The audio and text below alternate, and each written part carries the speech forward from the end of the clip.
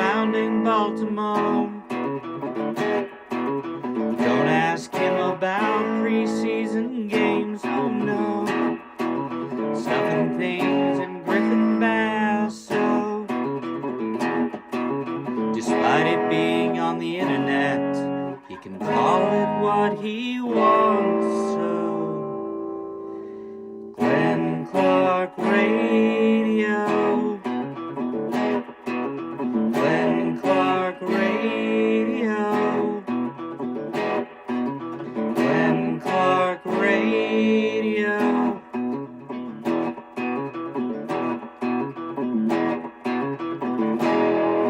Duke sucks.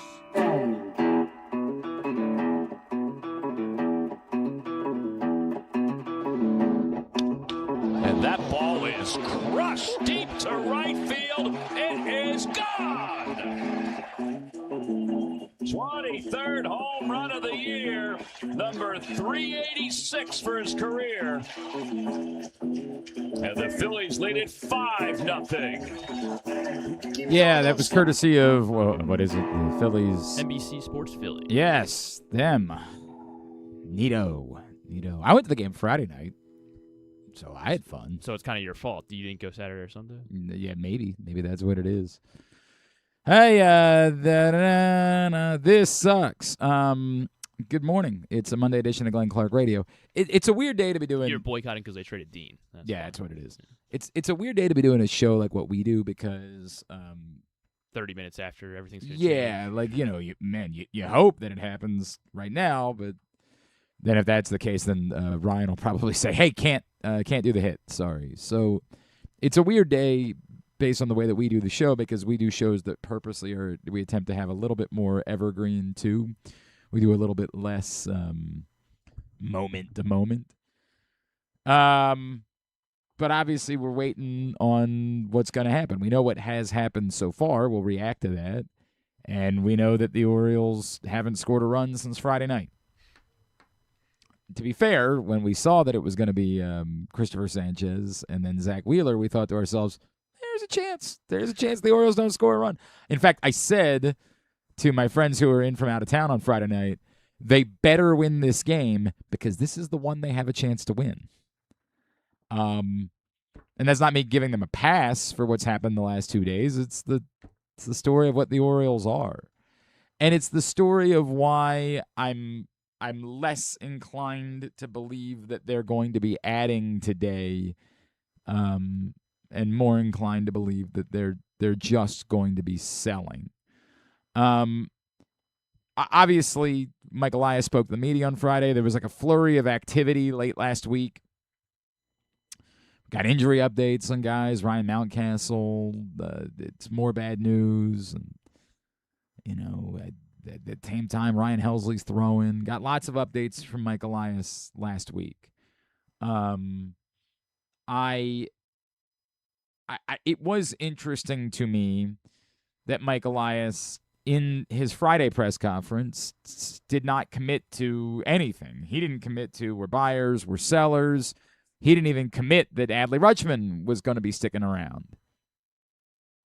And seemed kind of deflated about where the team was very down on how they played defense this season, understandably so, and sounded more like someone who was signaling, we're probably going to move some pieces. We're not going to chase the dragon. Now, even after 2 disastrous days, even after, a mess of even trying to play a baseball game yesterday, the Orioles still wake up today very much in the throes of a playoff race. 2.5 games out of a spot. Yes, they're 4 games under 500. Yes, they haven't scored a run since Friday night, but they're 2.5 games out. And it's an awkward conversation because, no, they're not dead. And you could argue that they could choose to be aggressive if they wanted to. They could choose to try to make a push and try to get in.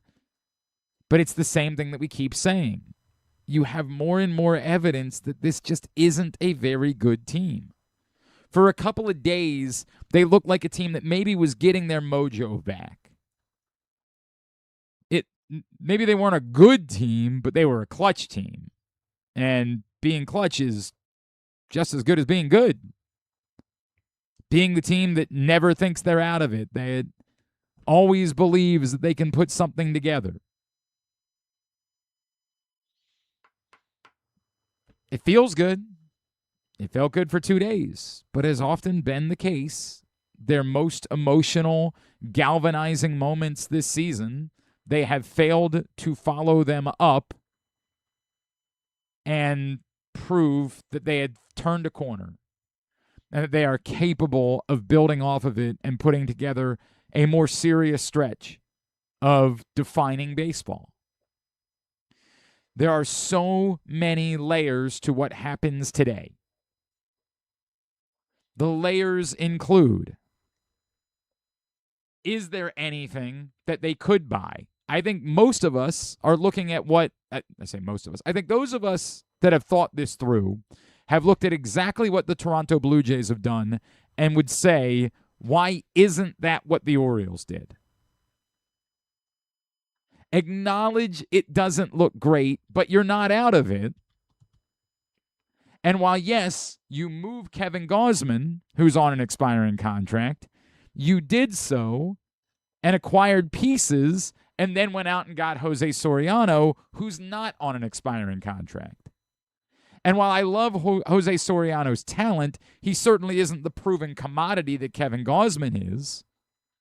But it does accomplish, not only do you have a pitcher for the rest of this year for the Blue Jays, who are only 4.5 games out, somehow worse than the Orioles, which is staggering, but not dead either, and keeping their eye on next year.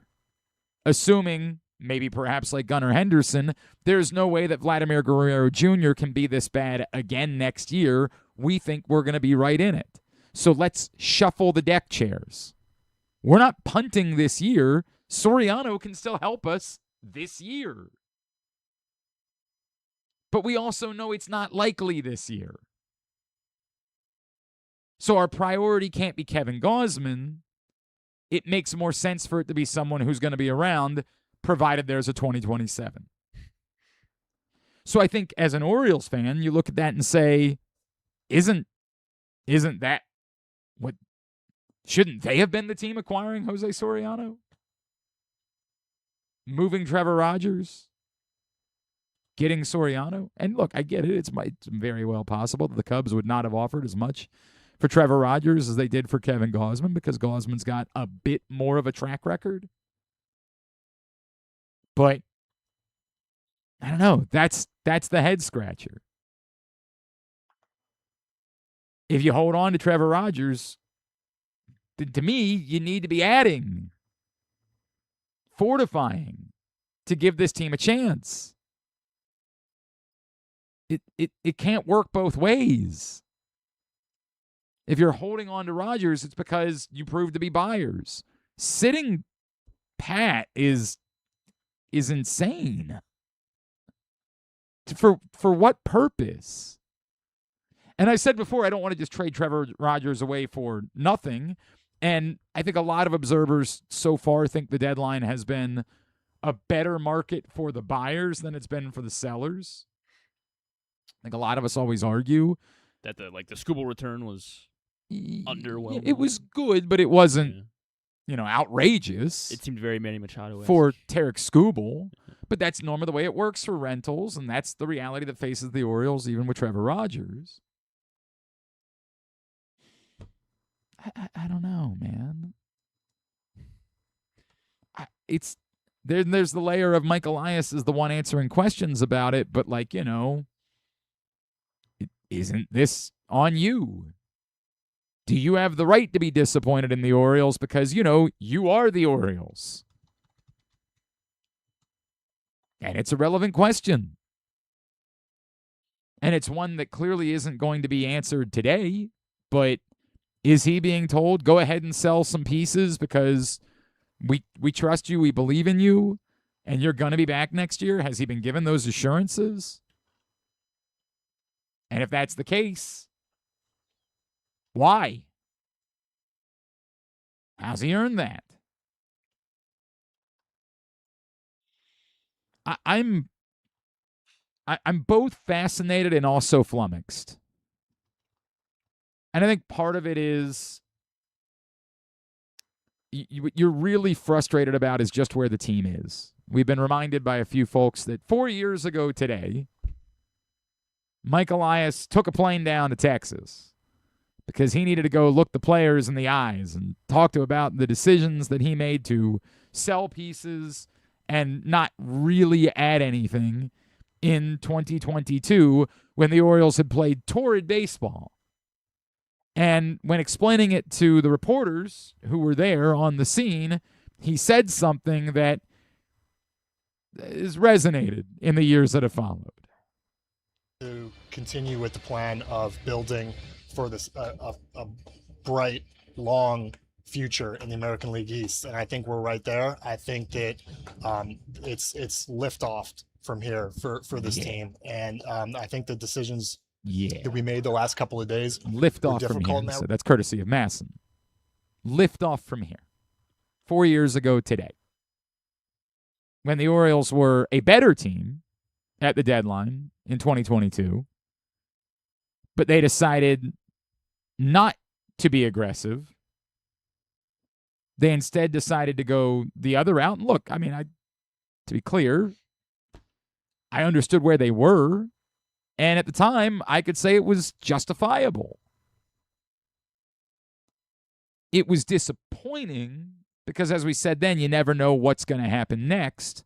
But you could justify, don't trade away these pieces just yet. The problem is, the fruit was, again, 103-win season the following year. I mean, it was special, but not a single playoff win. And an inability to surround those pieces with the right outside veterans to get over the hump, combined with many of those pieces failing to live up to their promise. Either overall, like at all, in the case of guys like Colton Cowser, or too inconsistently in the cases of guys like Adley Rutschman and Gunnar Henderson. All of it has been kind of a mess. And so our emotions, our feelings at the deadline this year have as much to do with whatever decisions are going to be made. Because truth be told, there is no real correct answer.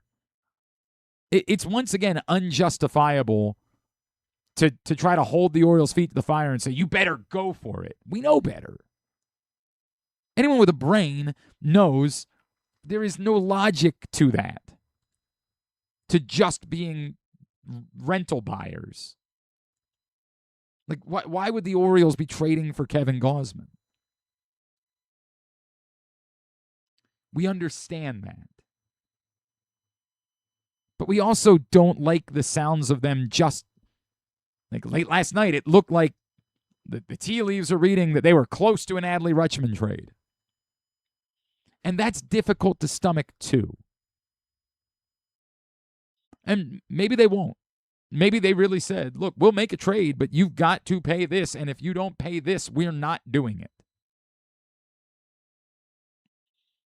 But it's difficult to stomach the thought of that because it really feels like an indictment on where they are. The indictment is their record. We know where they are. But there's that constant hope that this hasn't been a failure, that it could still turn around at some point. On Friday night, when Gunnar Henderson's pounding the ground, all we could think about is maybe this is the moment. Maybe it becomes a JK LOL and Gunnar Henderson is just Gunnar Henderson again. So far, no.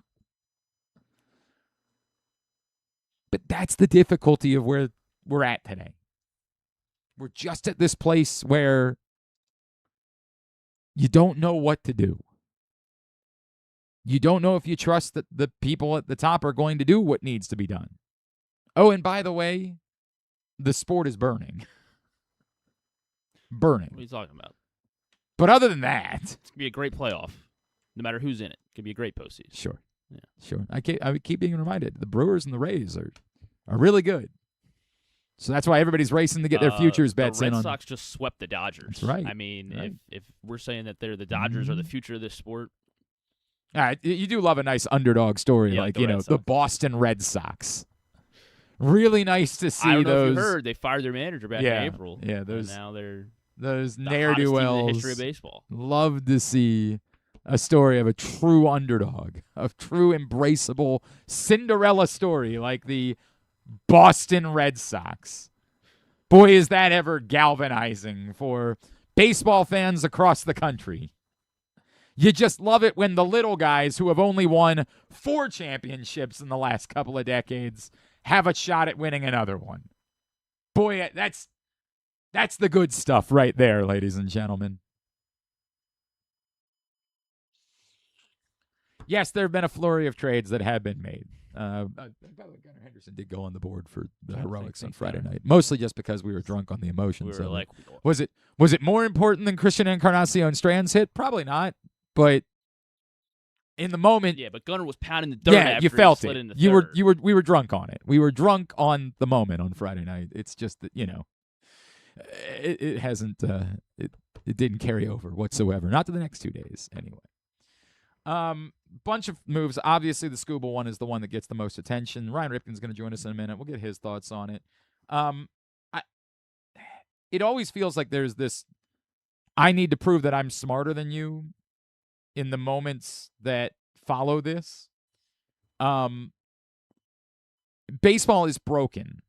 Is that the Dodgers' fault, or are the Dodgers just playing? Like, this is the eternal, we end up getting lost in the sauce because somebody says, what, you're mad at the Dodgers? You just wish your team. Yes, of course I wish my team could. The problem is the system.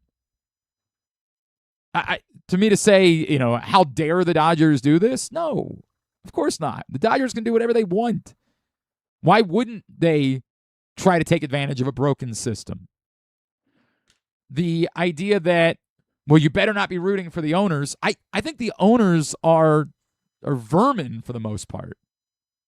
Soul-sucking ghouls who may well be colluding together Right.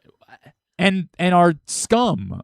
That said, I'm not rooting for the owners. I'm rooting for fans. This has become a consumer protection issue at this point. I don't want the owners to get everything they want. I want the players to work with the owners to create a system that benefits everyone. I want the owners to need to spend the revenue on baseball players. And for there to be a system that shows how much money they're making and how much of that is going to the product. I don't want the owners to win. I don't want them to just get wealthier. But I want baseball fans to have a better product. The Dodgers are not good for baseball. They're good for Los Angeles. They're not good for baseball.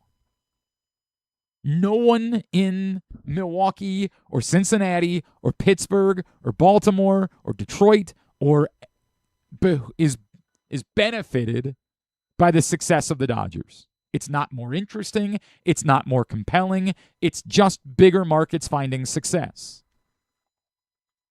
Which inevitably, I get it, will make like a World Series between the Yankees and the Dodgers. Will make those ratings look good because those are big markets. And when you do well in big markets, the ratings tend to reflect it. That's also, speaking of broken systems, television ratings. A terribly flawed and broken system. I'm not rooting for the owners. I'm not angry at the Dodgers. but the system is set up to benefit them. And it's not because, again, the small brains that think they're the big brains that say, well, this isn't about them spending more money. They didn't have to spend more money. Anyone could have made this trade. The point is they can absorb it easier without pain the way other teams cannot.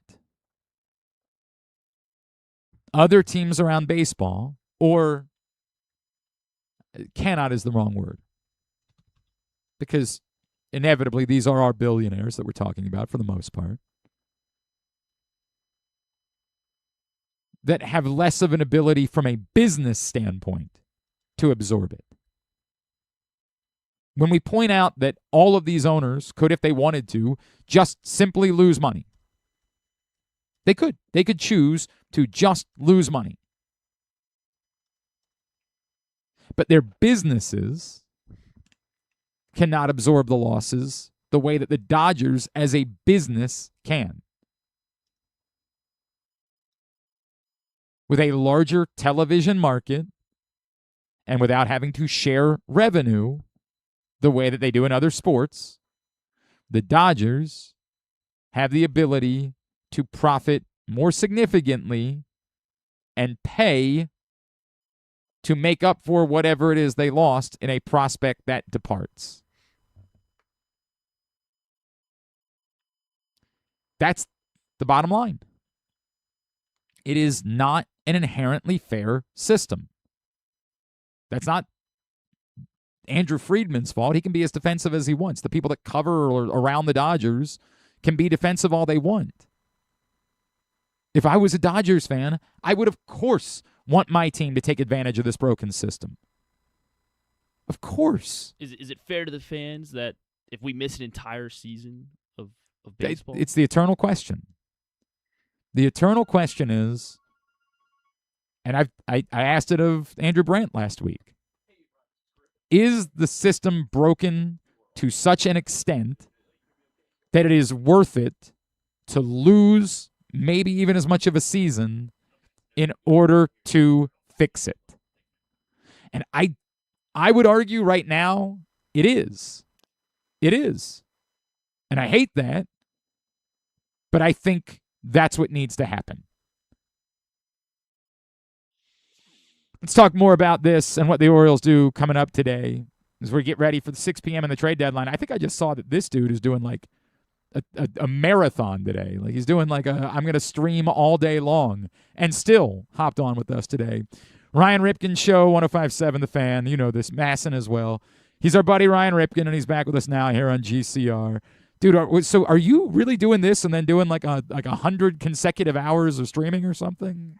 Yeah, it's something up there. We're running from 12 to 7 through the deadline. I actually, in the middle of it, I'm going to do an event over at the stadium today. So I'm really double dipping, but I'm doing this event, a mental health training camp, because you know how much I also care about with coaches and athletes and next generation. It just so happens that it all falls on this deadline. So me and my team, we're rocking and rolling from 12 to 7 this day. And let's just put it this way, Glenn. I think the moves are far from over. Yeah, for the rest of the day. Yeah. There's so much that I want to cover, and I know I can't keep because you got shows to do. I'll start just because it's the conversation we were just having. How do we have the adult conversation about what the Dodgers are? That it's not necessarily their fault, but that the system is skewed to benefit them, and whether or not the system needs to be completely rebuilt in order to fix baseball moving forward.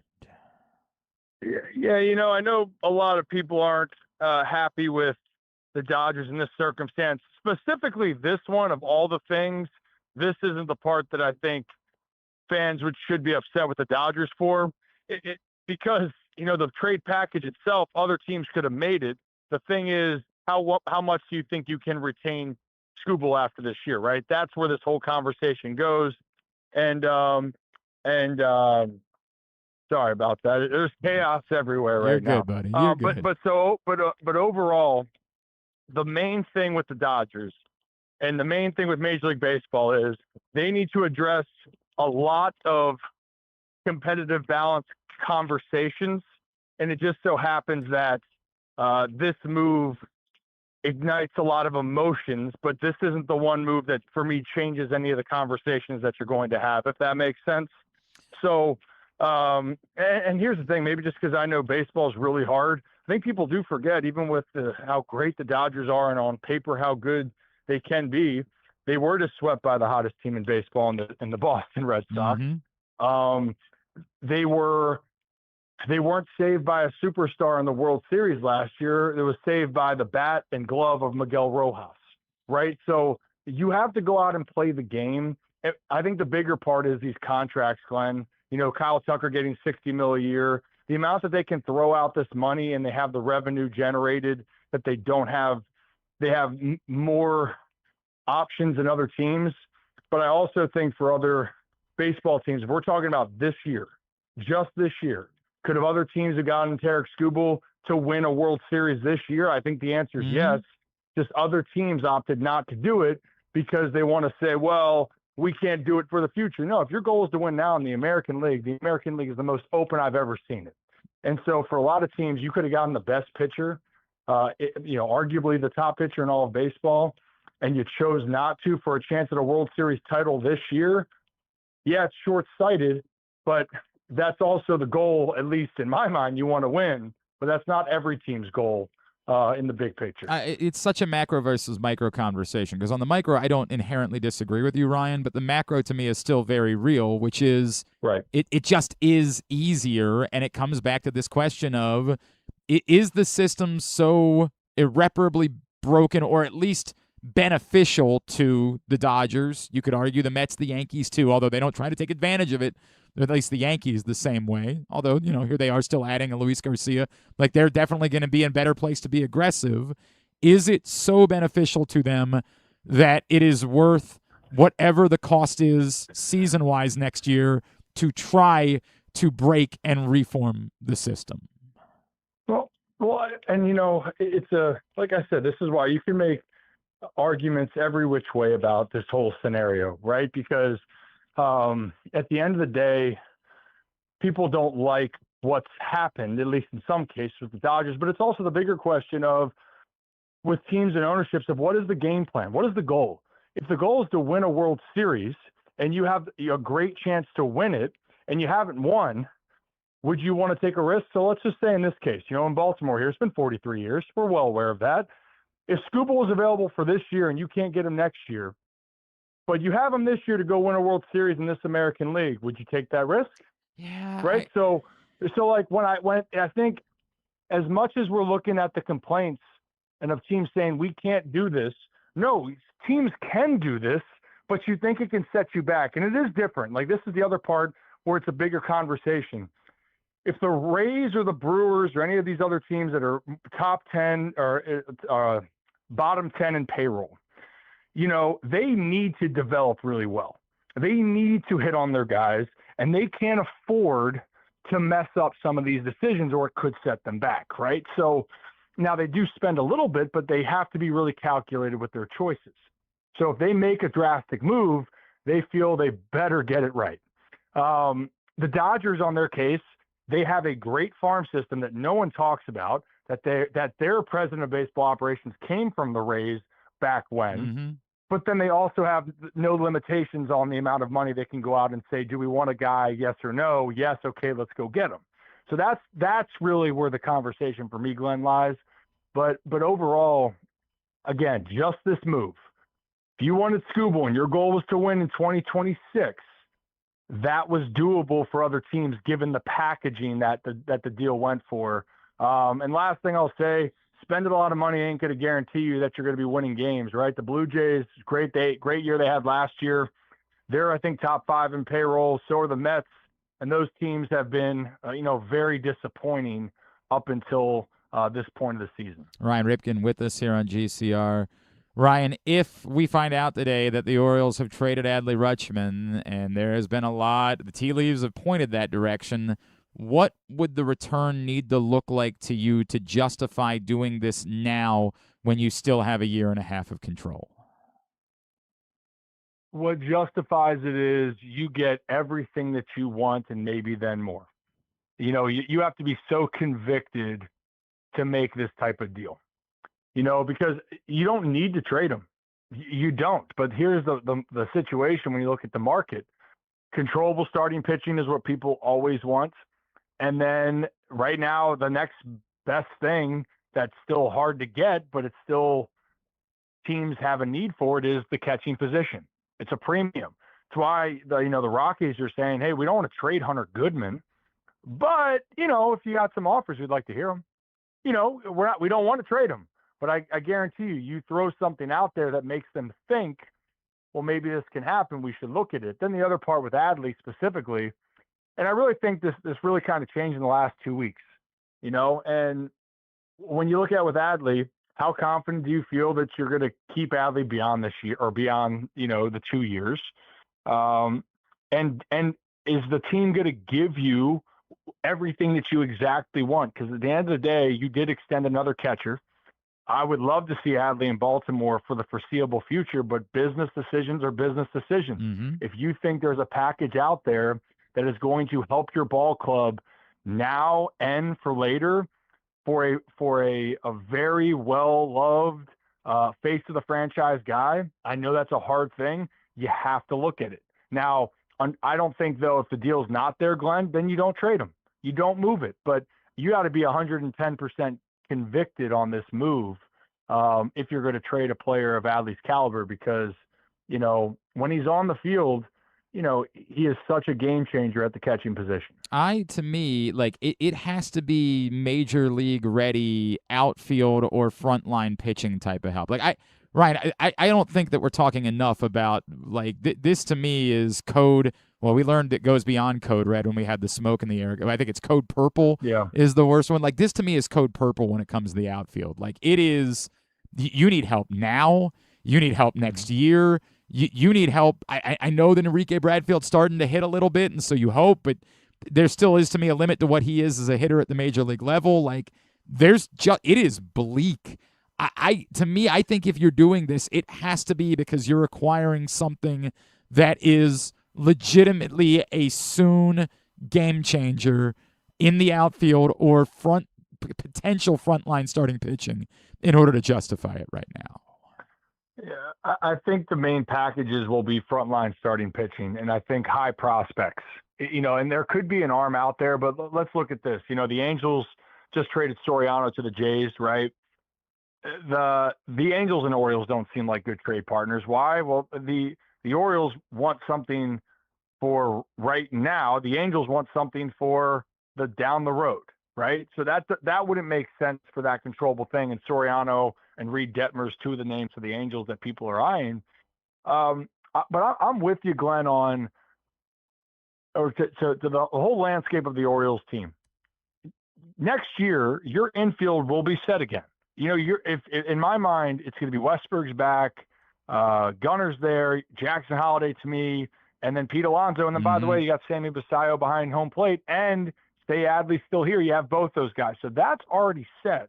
What isn't set is who is going to be your outfield. And I think that's one of the biggest question marks. And I don't think, Glenn, that answer is going to be determined here at the deadline. But what can be determined if you make some other moves is maybe you start prioritizing some of these players to get that final look of who do you want to see. So for me, like Dylan Beavers, I really like the way he swings the bat.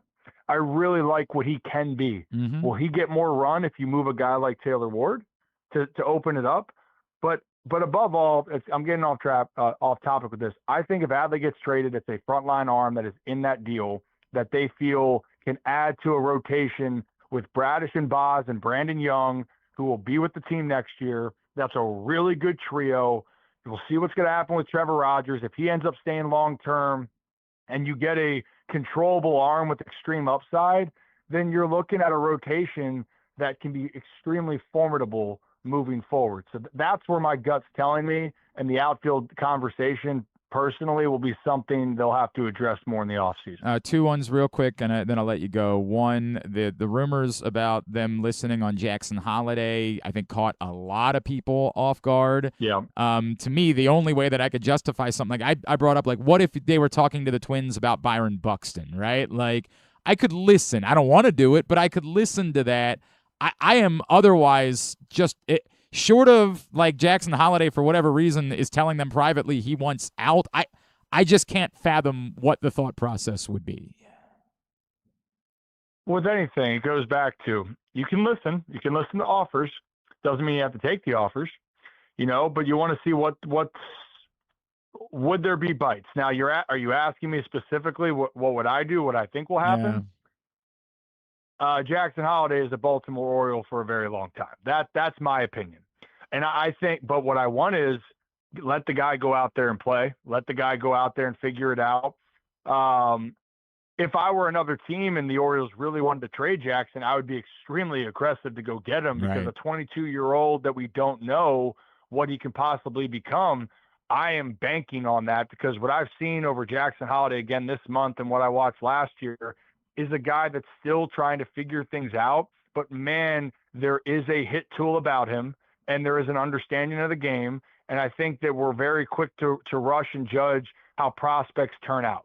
And I think that it's unfair when you have that high of expectations and given the injuries. And then at some point, you will make a verdict, but that's wide open. For what I'm seeing a guy that can play every day. Is he the everyday second baseman? We'll figure that out as it goes, but keep in mind, he was asked to figure out second base in the big leagues. And so he's working through all of that, but I like his makeup. That one, that's a big NO to me on Jackson being moved. I'm just really bullish on him, Glenn. And this is the part where I say you had the right to draft him, develop him. I want to see him through, and I just want to see him through out there every single day for the Baltimore Orioles the rest of the year. Ryan, lastly, would there be any justification at all to nothing bold happening? Would there be any justification whatsoever to this day ending and the Orioles saying we're going to largely stand pat and we're 2.5 games out and we'll let the chips fall where they may? Yeah, I mean, my biggest thing is don't make a move just to make a move. I don't think that the Orioles, I think they're more in selling than they are in buying at this point. There's nothing, since we just talked about the outfield position. Who are you bringing in? If you bring someone in, they got to play every single day. And I don't know where that fits into the equation for this moment in time, because, you have O'Neill and Tavares, Cowser. If Ward gets moved, then that opens up some spot, some playing time. I just don't see how that plays out personally. So when you're looking at buying, I don't see that unless they're going to get crazy and say, hey, Mason Miller and the Padres, or we want to try to do something here, which that would be the boldest, most shocking thing we would have seen probably in Orioles history. And no doubt in this era, I would be shocked if, Mike Elias wanted to make that price. It's not going to happen, right? The Yankees, apparently all those conversations out there, they want Mason Miller. That's pretty evident. And here's the thing. You don't do anything. You're right. You're right here. This American League, there's no team that puts fear in you. And I don't mean that in a bad way. The Rays are really good. The Yankees have a good staff. The Red Sox are the hottest team by in far, baseball. I think the Red Sox are the only, to me, they're the favorites, like, bar none at the moment.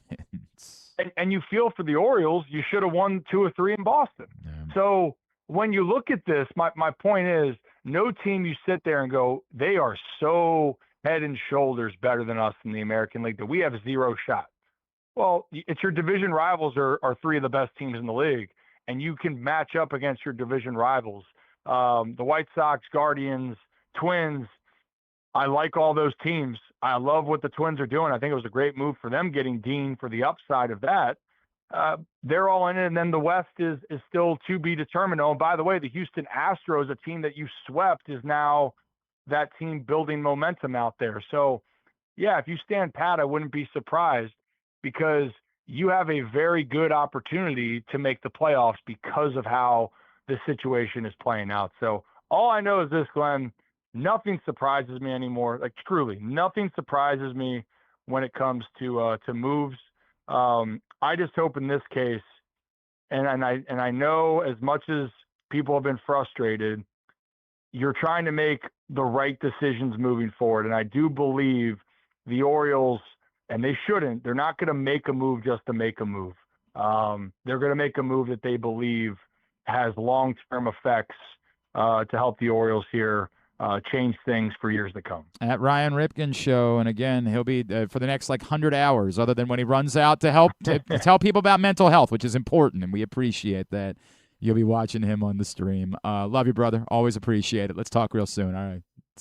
Yeah, let's do it. Let's do a recap here, and we'll catch up. And I'm buckle up here. Yep, I no think doubt. it's gonna get bumpy here for the next few hours. But always love coming on with you. Have a great day. Thank you, buddy. Ryan Ripken with us here, Pride of Gilman here on GCR. Appreciate him doing that. A couple of reactions. I saw KZ, how does the holiday thing make sense? I said that last week when it first came up. There's only two scenarios by which, to me, you can make the holiday thing make sense. Jackson Holiday cannot be sold for prospects. That is utterly illogical. The only way it can make sense is if it's just shifting a strength. And I brought up Byron Buxton. Somebody brought another name up to me that I've already. I think Luke Jackson brought a name up to me at one point last week that I said, okay, yeah, that would be the type of move that would. Another outfield, like a star caliber outfielder already. I can't remember who it was. It's gonna drive me nuts. Buxton. Abrams. C.J. Abrams, right? Oh, yeah, obviously. If you could make that type of move make sense. Now, C.J. Abrams, I got to think about where he is. He still only has 2 more years before of arbitration eligibility. Essentially. Okay. So that one is a little bit tougher. I get it. Buxton's already paid, so you'd have to be absorbing a lot of money in that. But we have money, right? I do that. Abrams, you'd be either zeroing in on 2 years where you're trading a still partly unknown for a known commodity, and would that make sense? I don't know. I mean, I think some would argue the Nationals are closer to than the Orioles are. Why would they prefer Holiday to Abrams? But if there was some world, I guess you could try to make that make sense to say, hey, we're telling you our window is the next 2 years. That's it. And this is part of our all-in for the next 2 years. That doesn't help you in the outfield. But you could make a Jackson Holiday for a proven major league commodity. Well, if you're saying C.J. Abrams is an athlete, just throw him out there in center. That's what they do. So. Why haven't they done that with Jackson Holiday? Well, to trade him for a proven MLB commodity, I can make that make sense. It's wild. It's very un-Orioles-like, but there can be logic in that. Trading him for prospects is insane. On the flip side, there's the other part of it that I brought up last week and I just referenced with Ryan, which is, did his name come up because the Holiday camp wants him somewhere else and has not said that publicly because they don't know it's going to happen? And this isn't me saying, hey, I've heard, and I'm not trying to hint around. No. Did you hear? This is just the only other way that it could possibly make sense. And they're just trying to do as well as they possibly can. Now, there's no logic to that, as I pointed out last week. Matt Holliday, Cal Ripken are very close. There's just no logical reason to think that there is a problem between the Holiday camp and the Orioles. But that would be the only other way that you could make it make sense, because otherwise it's insanity to think about the idea of trading Jackson Holiday. To follow up on some of the other things that all of the conversation regarding Adley Rutschman, I'm of the belief that you have to find outfield help. You have to. Now, as I pointed out, that's thin when it comes to the White Sox and Yankees, who are the two teams that have been most notably connected to the Orioles in Adley Rutschman trade conversation. Yes, the Yankees have Spencer Jones. a lot of people have pointed out, isn't Spencer Jones kind of redundant with what you have already? Isn't Spencer Jones just another big strikeout guy that has some home run potential, but Is he a lefty too? Is that the? I don't remember if Spencer Jones is a lefty. I mean, he's definitely a huge strikeout guy. There's no doubt about that. Well, well, it's baseball. Yeah. I mean, it's probably fair. Yeah, he's a lefty. Yeah, another left-handed strikeout-heavy hitter. Now he's 6'7". Like, comparing him to Colton Cowser, like, he has the look of the guy that when he starts figuring it out, he's going to be hitting 35 home runs a year. Yeah, correct. Like, he has the look of that type of guy. But is it a known? Is it you're penciling in and you're certain that Spencer Jones is going to be a star caliber player next year for a really good Orioles team? No, it's rolling the dice. Braden Montgomery in Chicago. It's another probably. I don't know for sure. I feel like he's a strikeout guy too, though. As well. I would think. I don't know that for sure either. I didn't dive in. I mean, he's been more of a consistent hitter during. But his power's really. I don't know. I feel like his power's been solid this year. He's got. Oh no, he hasn't. I'm thinking of Colson Montgomery. That's what I'm. That's exactly. That's exactly what I'm He's a far more. Braden Montgomery has been switch more hitting out. Switching out of a 300 type of hitter through his minor league career. Now, again, that's the minors. Is that going to translate? Probably not. That's he not. Doesn't have a whole lot of data on Baseball Savant. Yeah, 20% strikeout rate. Okay, I mean that so far in the majors. Yeah. Here, 159 at bats. In the minors, Braden Montgomery, 775 plate appearances, 194 strikeouts. What is it off the top of your head? What is that? That's like 25% probably. Okay, yeah. So not nearly what Spencer Jones is, which I want to say is more like. How many strikeouts was it? 40%. 194 in 775 plate appearances. That is, 25. Wow, look at that. Look at that. Run on the money. Look at that. So that's not quite as bad as, other guys, but there's some there. I mean, look, that's also baseball, right? Like, in baseball, there's going to be strikeouts. He's not a big power guy, Braden Montgomery, but you do need hitters. He's more of an athlete. Is he, again, are you plugging him in and feeling confident that you've got a star caliber player that's going to be helping you for years to come? I don't know. And that's the question about, can you do that in an Adley Rutschman trade? Or is the market telling you you're just not getting that? You're going to have to be willing to roll the dice. You'd be better off making an Adley Rutschman trade if you were going through a rebuild, right? We could sell ourselves on Yusniel Diaz once upon a time. Well, hell, not going to be good anyway. We can wait and see if this guy pans out. Spoiler, didn't. But right now, you need guys that can help soon. There are intriguing pitching prospects in both systems. Is it Hebner in the White Sox? What's the? Oh my God! I don't know the White Sox system. Hang on a second. I'll tell you 1 second. White Sox. Oh, Hagen Smith is the guy. The White Sox. Tanner McDougal. Everybody's hot on because he's a Family. lefty. Hagen Smith is their number 2 overall prospect.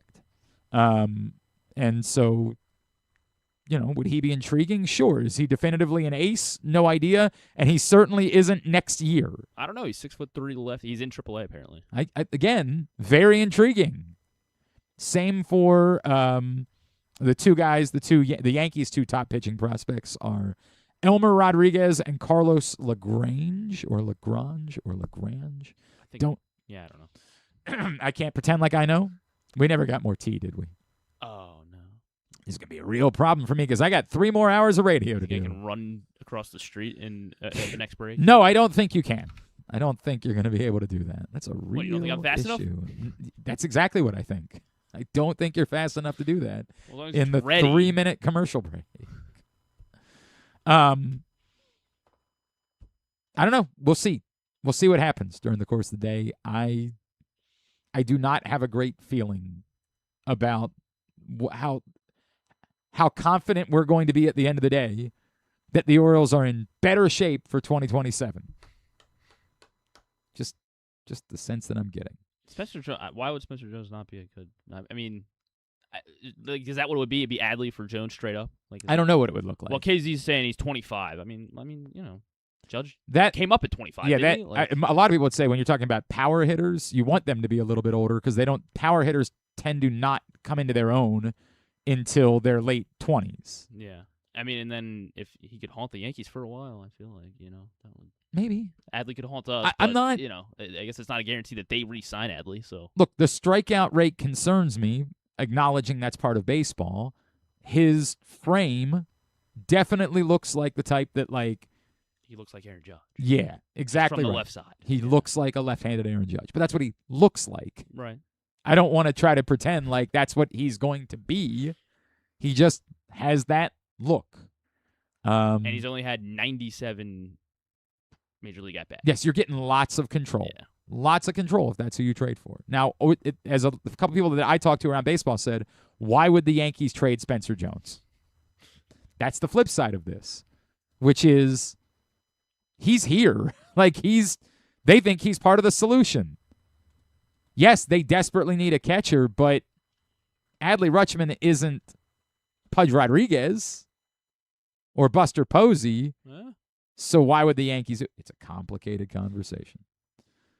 Mike chimes in. Jones is young, and when he figures it out, he may cut down on the strikeouts. I do agree. Power hitters are always going to have a lot of strikeouts.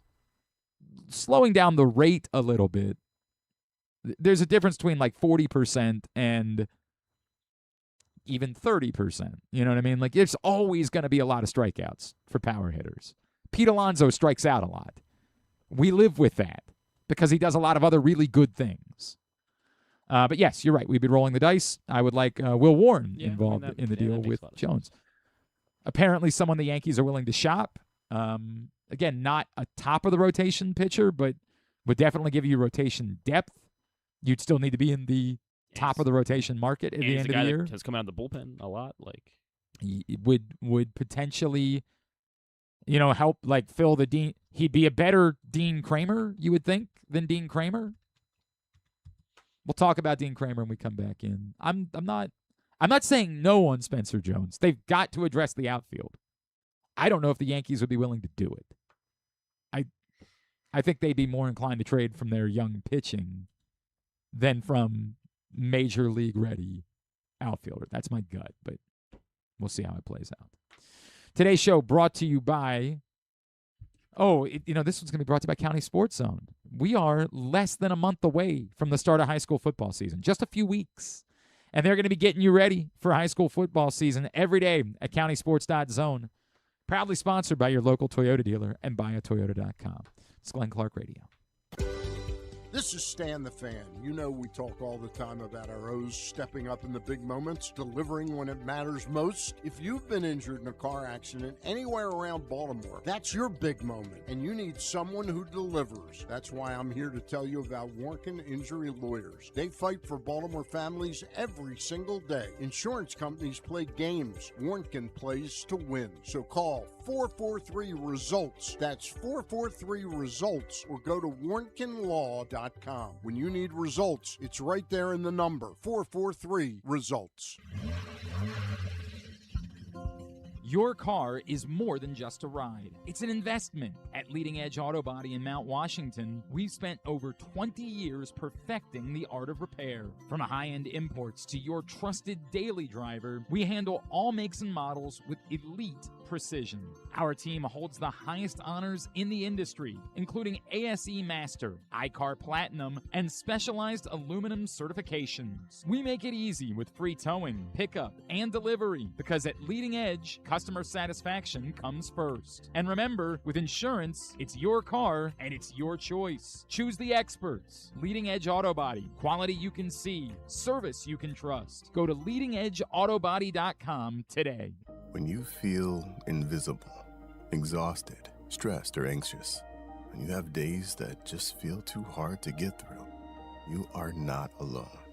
If you or someone you love is struggling with mental health or problems with drugs or alcohol, help is right in your hands. Call or text 988 to get support whenever you need it.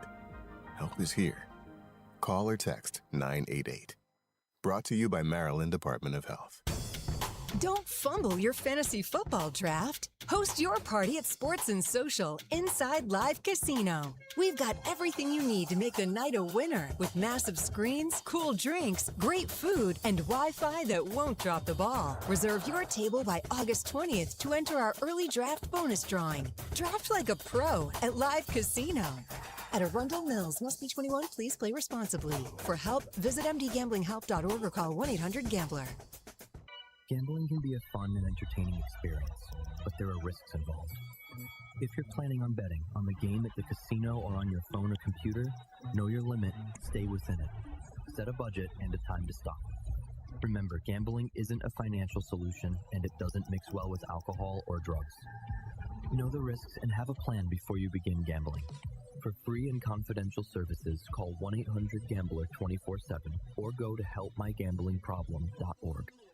The latest edition of Press Box is available now. On the cover, Dave LaMonaco profiles Orioles play-by-play voice Kevin Brown, looking at his rise as an amiable mainstay and one of the top voices in all of baseball. Also inside, Antonio Barbera looks at whether the championship window is narrowing for the Ravens' veteran core. And our special travel section, with a look at sports tourism options throughout Maryland for you and your family to enjoy this summer. Press Box is available for free at over 250 locations throughout the region, including your Baltimore area High's Dairy stores. Plus, you can read the entire issue online at PressBoxOnline.com, where you can also find great betting advice and the best daily coverage of the Orioles, Ravens, and Terps. Contrary to what some people believe, I actually like this guy when he sleeps. Glenn Clark, talking sports. All right, back in here on GCR as we continue along on a Monday edition of the program. A bunch of stuff that I wanted to get to. We have not talked about Dean Kremer yet. I understand.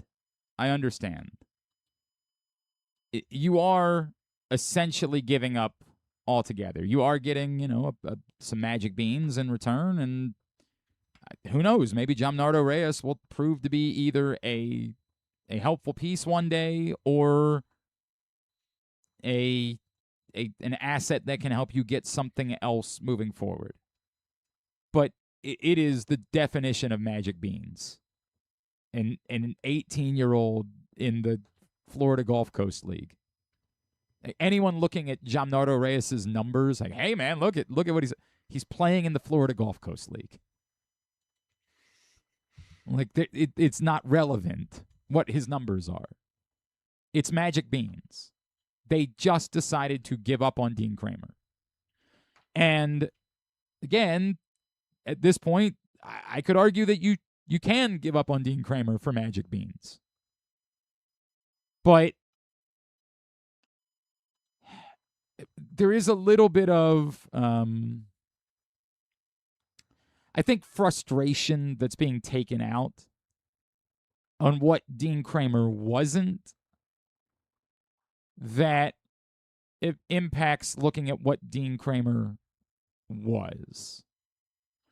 And that's a complicated conversation because I, like everyone else, was frustrated over the years with Dean Kremer's inability to consistently find his highest level, which we would see, fairly regularly. That really good bulldog version of Dean Kremer that you'd say, man, that guy can pitch. That guy that we talk about, like, post-April, where, like, hey, if you take away April, look at what his career numbers are. But you just never got that so consistently that you were confident in Dean Kremer high end. And as I said a number of times, to me, Dean Kremer is a number 6 starter. That's why I was happy when the Orioles planned on him being their 6th starter going into this year. Now, unfortunately, needed him. Best laid plans. I would rather turn to Dean Kremer than turn to Trey Gibson. Well, Dean Kremer didn't work out much better than Trey Gibson this year. I get it. I understand just giving up, cutting bait, saying we'll take whatever we can get for Dean Kremer. And you pray that these magic beans become a thing. But it is good to have a capable major league starter at the back end of your rotation, or as the sixth guy, a guy that pitches out of the bullpen. This year has been worse than what we've typically seen from Dean Kremer. And I do think that we forget that Dean Kremer has more often than not been a helpful piece. I'd love to build a rotation that is so good that you don't have to think about Dean Kremer. If the Orioles don't trade Trevor Rogers, then Chris Bassett will just slide into Dean Kremer's spot next weekend, and you'll be fine. If they trade Trevor Rogers, you're going to be turning back to Trey Gibson. I appreciate Dean Kremer and what Dean Kremer did as a Baltimore Oriole. I wish that he could have been a more consistent, high-level version of himself. Even the guys that we think of, quite highly, Kyle Bradish is a guy that we love, is not as consistent as we would like him to be. I'm not saying that Kyle Bradish isn't better than Dean Kremer. Consistency's been an issue for a lot of guys. It's a reminder of how rare it is to find like a true top of the rotation, really legitimate pitcher. It's hilarious to me whenever we would do the shows with Stan and he would be like, yeah, and I don't know, Corbin Burns is good, but I'm like, stop. Just stop. Stop. Just whatever you think you're about to say, stop it. The zero was only 2.9. Respect to Dean Kremer for being a guy that posted and a good guy, intense. No, stop. Spare me the. This is because he got into a fight with Pete Alonso. Spare me. He was clearly under a microscope related to the Jewish community here in Baltimore and carried the weight of representing them and being kind of their hope. And he did that. He took that on, did not hide from it, did not run from it. Obviously pitched for Team Israel, went out and supported Beth Tefillo. He took that on willingly. I wish Dean Kremer had been more consistent during his Orioles tenure. I wish he had been better overall during his Orioles tenure. But I'm still appreciative of what he was and understand why the Orioles decided let's give Magic Beans a shot at this point. I do get it. I think there would be people that would be surprised they could even get Magic Beans for Dean Kremer. And this is always the don't oversell. Again, I'm not trying to say that there's no chance that Gianmarco Reyes becomes something, but like when you talk to me about, well, look, he's already in the Orioles' top 30 prospects. That's true. That's true. Tell me how good you're feeling about how highly you think of. Let's just go with the guys above him. Like, for example, Jaden Lowe-Ray. You've been telling me for years what a Jaden Lowe-Ray guy you are. Yeah. Thomas Sosa. Tomas Sosa. Yeah. A lot of power, a lot of pop. You've been talking all about. I think he's stuck in Double-A. The guy that's going to be a difference maker is going to be Jordan Sanchez, right? Maybe. I'm not saying. Eat your word. This kid's 6'3" and he's 18 years old. I'm not. This is, again, you're hearing what you want to hear. It's Magic Beans. Maybe Gianmarco Reyes becomes helpful. But pretending like the Orioles really acquired something, no. They just took the Magic Beans. This is the Family Guy episode. You could have a boat, or you could have a box. Box could be anything. It could even be a boat. They've decided to go with the box. Could be better than a boat. That's 100% right. We're calling Dean a boat? Yeah, I mean, it's a certain kind of boat, right? Like, I'm not saying he floats. You're right. He floats. I'm not saying he's a luxury yacht. But like you might be able to take him out on the bay. Yeah, he would definitely stay afloat. I think. Yeah, but this could be, maybe it'll prove to be 4 boats. Maybe it'll prove to be a whole fleet. Wow. But it also might prove to be something that never reaches the major leagues. That's the reality. So the salute Dean Kremer. Appreciate the fact that he was a stand-up guy and was helpful for good Orioles teams. Started a playoff game. Correct.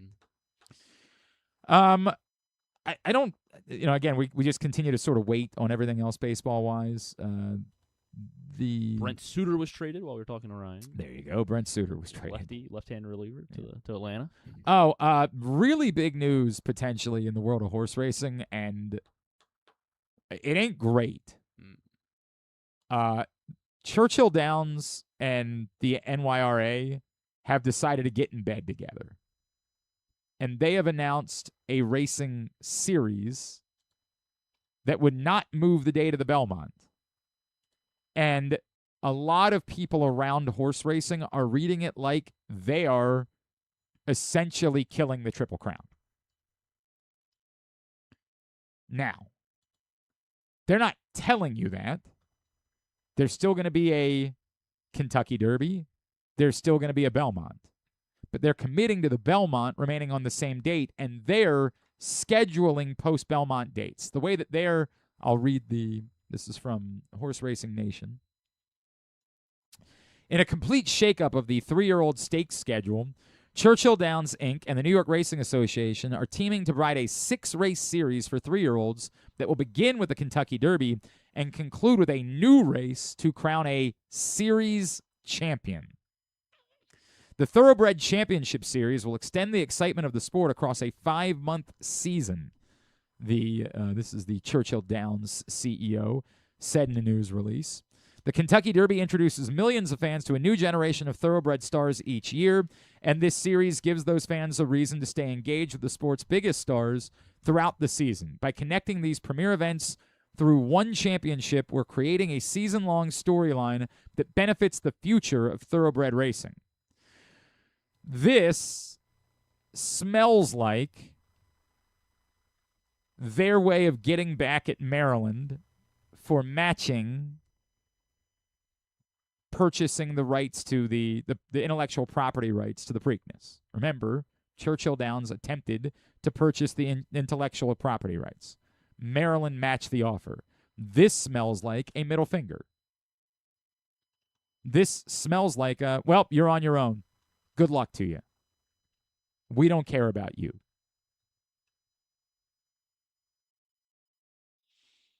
There have been heavy rumors that the Preakness is going to announce they're bumping back 1 week. We've talked about it before. And as I've said, it's not going to change anything. All 3 entities needed to work together. And this feels like their way of saying, no, we're choosing not to do that. And if that hurts you, tough tits. It smells like their way of saying, if that means we kill the Triple Crown, Triple Crown was dying anyway. We think we've got something that works instead. NASCAR, that's what they're... And what you're kind of laughing about is one of the first feelings I have, which if you think you're going to get people to care about the Travers Stakes, you're kidding yourself. You're kidding yourself. That the idea that you're going to create a new generation of horse racing fans by telling them this race doesn't matter anymore. Instead, care about this thing. And remember how we've talked about the Triple Crown. There is no Triple Crown. Care about this now. It ain't going to happen. All that you're going to do is potentially generate lesser interest in the events you have in the name of trying to protect your other assets. This is unbelievably short-sighted. But short-sighted in the name of, well, we'll take our chances. We think the Kentucky Derby and the Belmont are so protected that even if the Triple Crown is dead, we're not really losing anything here. That's interesting. I haven't looked at the Red Sox prospects. Mark Feinsand now reporting this morning. Sorry, I'll finish it. Let me finish this thought, Okay, then we'll talk about this. I wasn't sure when we should. Yeah, I'll finish the thought. Okay. It's a massive issue. The state of Maryland, the New Maryland Jockey Club, Preakness, they were going to have to work with these two other entities in order to fix this. And if the other two entities are giving them the middle finger, there's no way getting around it. That's going to be a massive problem. If the other two entities are saying, we're killing the Triple Crown, we don't care, there is no Triple Crown anymore, deal with it, that's going to be a massive problem for them. There's no way of getting around it. Even if it hurts them, too, it's potential death knell for the relevance of Preakness and the amount of money that is being invested in this sport in the state of Maryland. Now, plenty of things. We announced a Super League once upon a time. We've announced lots of things that never actually came to fruition as written. There is certainly still the ability for the New Maryland Jockey Club to say, whoa, all right, let's talk some more. And try to give concessions. They're not going to be negotiating with a strong hand, but to try to figure out a way to keep the Triple Crown alive and still allow these entities to run this dumb series. But if they're saying we don't give a rat's ass if there's ever a Triple Crown again, that is... it seems dumb. Well, it's horse racing people that say, hey, there's enough money in our business that even if you don't care, we don't care. Okay. I watch 3 races a year. That's usually sometimes 2. By the way, that's the high end. Yeah. You're still on the high end. And that's the part that they miss because they're insulated with, we'll just get the horse racing people. The big money that's here. We'll live with that. Finance bros, tech bros, we'll take them. And we don't care about you. But that is ultimately short-sighted. I promise you. That is, it's exactly the Super League concept of European football. You can insulate more of the money, but to pretend like it won't, it's like whenever we talk about creating the Super League in college football. Yes, you can keep more of your money protected and insular. You can do that. But to pretend like it's not going to have a negative effect on the sport as a whole and the interest in the sport on the whole, you're kidding yourself. You're kidding yourself. You want it to be that way because you want the bigger pot. You want everything to stay the same, but you make more of the money. Inevitably, it is going to hurt. There will be lesser interest in specific places. And here, it's more unique to, this is the thing we've always known. You're telling me it doesn't exist anymore, but I have no reason to care about this. I only cared because of the history of Secretariat and the history of Seattle Slew. I don't actually care about horse racing. And you want me to watch 6 of these things? Forget it. Not happening. Strengthen the Triple Crown as much as you possibly can to create interest beyond the Triple Crown. It will hurt Maryland and the Preakness the most, undoubtedly. It will also hurt the other entities. Maybe not the Kentucky Derby. Maybe the Kentucky Derby is so protected that nothing matters. But the Belmont matters because the Triple Crown is at stake. when the Triple Crown isn't at stake, the Belmont is just a horse race. And their hope that, well, now the Belmont will just be the next race in this series, and so the champion of this series is still available. As Griffin pointed out, that doesn't drive anybody to watch NASCAR at the Poconos. You'll watch the Daytona 500, but you got to really care about the sport to watch the Dover race or the Martinsville race. A championship, a season championship, is not driving people. The Triple Crown is an American entity. It is something that matters. You lose sight of this in the name of greed. In the name of, well, we'll just do this other thing then. And it will be mildly interesting to start, and then you'll realize very quickly how irrelevant it is. I can only hope that cooler heads will prevail, that even if it means that the Maryland Jockey Club is negotiating from a point of weakness, you're going to have to. If you're being told you're the odd man out, you got to deal with it. Negotiate from a rough hand, because it's that or complete irrelevance at this point. All right, now, on to the other thing. What other thing? The thing that you put up on the screen. Yeah.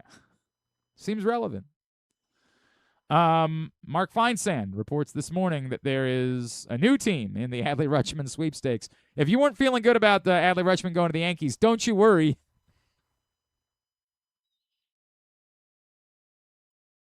He could go to the Red Sox instead. According to Mike Feinsand, the Red Sox and Orioles are talking about Adley Rutschman per sources, and there is a feeling that a deal could be completed at some point today. Well, that's interesting.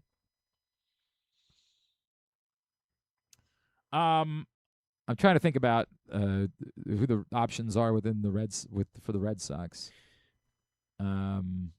Yeah. I mean, a guy that's already here, like maybe that kind of thing. Like, I don't know, but like clearly they're trying to go all in this year, right? Mm-hmm. Like, so that's what makes it complicated. Yeah. Oh, I know who like they'd be. Like a Rafaela, but he's helping the team. Obviously, I cannot fathom them trading anyone who's been a difference maker for them at the major league level. I just can't fathom them doing that. Like no one in there. When you're looking at their top 30, I mean, no one's really screaming out, "Oh yeah, that's Franklin Arias is their top prospect." I mean, but it's like I guess the wild card would be, would they be willing to trade Roman Anthony?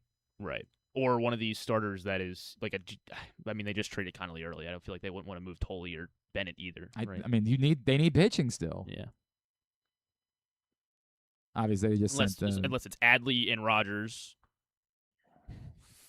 I mean, Roman Anthony would be the one, right? Like that would be the one that you could look at. Now, I know he's hurt, but what's the story on Roman Anthony? It's really bad. Like it's very Jordan Westburg-esque, where like they just don't have any answers for. It's not great. Yeah, but it's not like it's a Tommy John or something like that. It's like his hip or a hamstring. I can't remember. I'm looking it up. Hold on. Roman Anthony, but yeah, they've been very secretive about it all year, where it's like great. Yeah. That doesn't Latest report 3 days ago, Chad Tracy said Thursday that Roman Anthony, apparently his finger, has started swinging a bat again 3 days ago. Again, hitting off a tee this week, and he's built up to 30 swings at a time. He's been out since early May with a torn tendon in his right ring finger. Chad Tracy said there's no clear next steps in Anthony's recovery.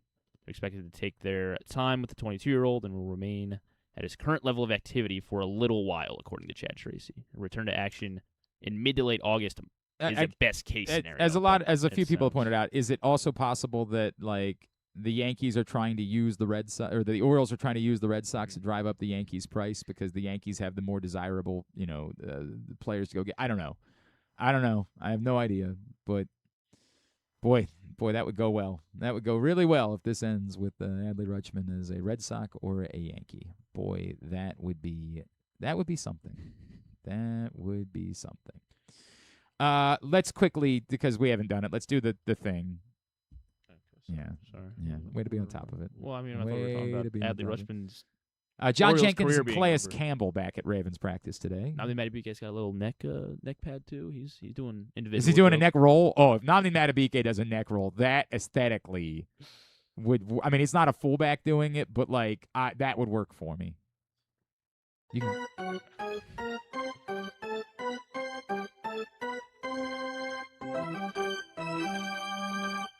3 up. And 3 down. Joel Sherman of the New York Post also says the Red Sox are working hard on a trade with the Orioles for Adley Rutschman. So the smoke is definitely moving towards the Red Sox. Joe Adell was available. He's going to Cleveland. Okay. That's interesting. We had talked about him last week, but we weren't like high on Joe Adell as much as it was just like there could be something there. Quickly, 3 up and 3 down for the weekend because obviously it's not what anybody's all that concerned about at this point. 3 up and 3 down is. I think everyone's sets their calendar to is that what it Monday is? morning with. It's brought to you by the Stan the Fan Variety Hour. Stan the Fan and Ross Grimsley will be reacting to the trade deadline tonight at 7. So this works out perfectly for you because we said that Ryan was doing his thing until 7, and Stan's doing his thing at 7, and then you come over hang out with me on WBAL at 8 o'clock. Look at how that works out for you. Stan and Ross tonight at 7 o'clock. It's brought to you by Warnken Law, as well as the Costas Inn with 2 great locations, the OG in Dundalk, the new one in Timonium. Facebook.com/PressBoxSports. It was a 3-3 week, but it feels like a loser of a week because how it ended. So we'll begin with the up. My number 3 will be Shane Baz, who is up for the task on Saturday against Christopher Sanchez. Unfortunately, none of the hitters were. But he was great, allowed just the 1 run. Certainly, not. You don't blame. Why the Orioles hate Shane Baz? I don't know. I didn't really want to put anyone on my up list this week. It's a weird week. Like, it was a weird week. Well, there was one that to me definitively belonged on the up list, but in most weeks he's higher than he should be. All I'll say. I think I know. I Shane Baz is my number 2. Okay. Again, because he went toe to toe with Sanchez, and I mean, I don't think he could have asked for much more from him. He still gets his 10th loss of the season as he has a sub-4 ERA now, which is incredible. Junior Cano was my number 3. Oh, he is. Oh, he's higher for you? He's my number 1. Oh, wow. Okay. Yeah. All right. I mean, Tyler Wells was good this week as well, but Cano was perfect for 3 innings. Correct. And pitched in each win this week as well, plus the new contract. So that's why Cano is my number 1. Cano's my 3. Baz is my 2. And that means Jackson Holiday is your 1. Yeah. Jackson Holiday is my number 2, only because he finished the week 0 for 6. Yeah, that's true. That's to me, he was going to be a slam dunk number 1. But it was such a whimper to end the week. I know. Well, because I remember when I was looking at it, I was like, I don't even know if Holiday can be on my. I don't necessarily even want him on my list, especially that little play up the middle. I don't know. I guess that would have been an impossible play yesterday that hit off his glove, but whatever. Holiday still went finished still 9 for 20. I hear you. He's number 2 for me. If that continues, I mean, he's going to. Cano was literally perfect in 3 appearances.